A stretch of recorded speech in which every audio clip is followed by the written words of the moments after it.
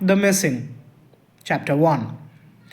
A wet, rainy, half lit street, a car stops and gets parked by the curb. The driver looks frantically to the apartment she owns on the second floor. It's Miss Arlene McCain, 35, divorced, and a LA Community College history teacher. Her stay in the apartment which she owns have become quite unpleasant due to strange occurrences. Here we go again, she tells herself while turning off the car engine and grinding her teeth at the same time. Suddenly, a lightning illuminates the entire road, and in a split second, a shadowy figure with pale skin appears in her apartment. Arlene, now ready, somewhat gets off the car and the rain gets intensified. She starts running as she clearly forgot her umbrella and had to use the newspaper in her hand to cover herself. The majestic apartment is of a four-story building and has 9 to 10 residences. There is no guard today as Mr. Orwell, the full time caretaker, has availed some sick leaves since last Sunday. As she enters the lobby, a huge lightning fills up the entire glass cordoned area, and suddenly the light goes out, and an ominous darkness fills the lobby. Arlene quickly begins to look for her phone to illuminate her way towards the stairs to reach her apartment. Her phone was acting funny, as if there was some odd interference that she could not explain. Somehow, she manages to reach the stairs and reach her apartment, number 204. The dreaded apartment, as she calls it, cause she was experiencing sleepless nights and horrific experiences and foul odors which is present especially after 3 a.m. It has been a week since all the craziness started and she feels drained off. She somehow opens the apartment door and goes in, and the light comes back on. As a sigh of relief passes through her, only to find a strange, shadowy figure pass from her bedroom to her bathroom.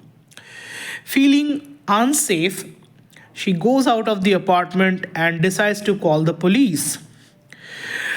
A team of two policemen arrive at the scene within 10 minutes, but could not find anyone in the apartment or anyone in the building for that matter.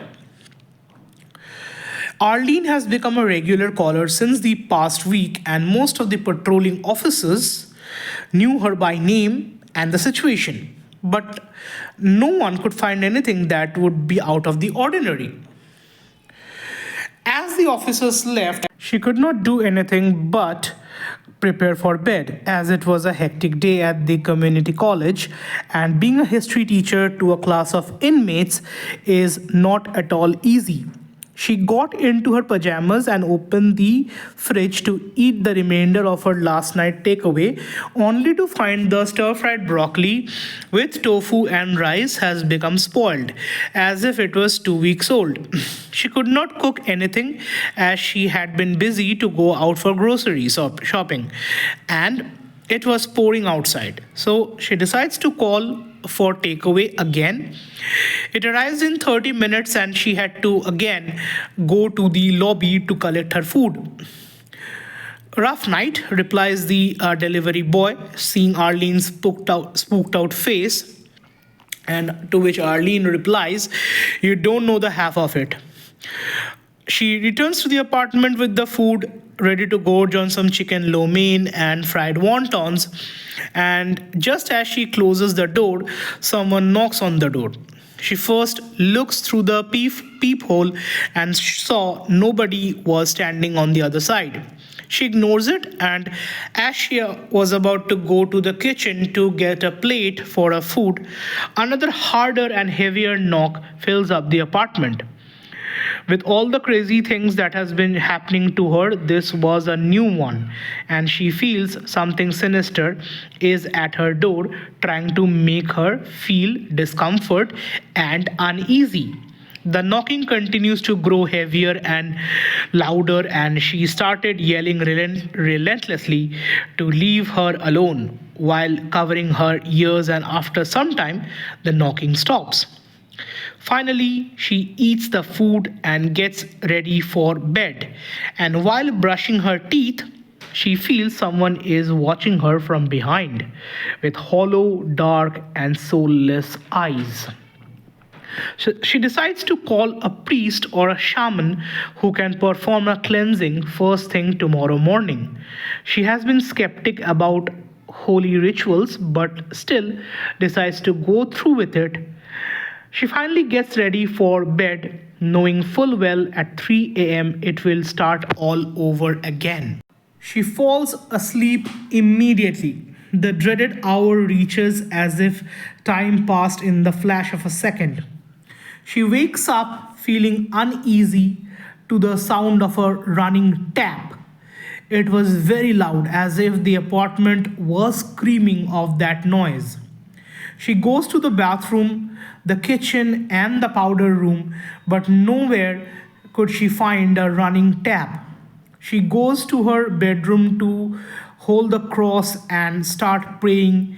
And as she was going to hold the cross hanging over her head, it inverts automatically and flies away from the wall and lands by the bedroom door. Feeling scared, shitless, she starts running, trying to go out of the apartment. The door seemed to be locked, and she was not able to open it. She started banging hard on the door and screaming for someone to help her, but it was of no use. There was no tenant on the floor where she was staying, and all of a sudden, the hairs on her head started rising up as if someone was brushing it and pulling it up. She looks behind, and the apartment goes completely dark.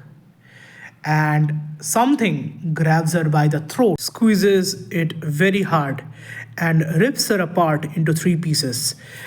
And blood starts flowing out of the apartment door. Thank you for listening. See you in the next chapter.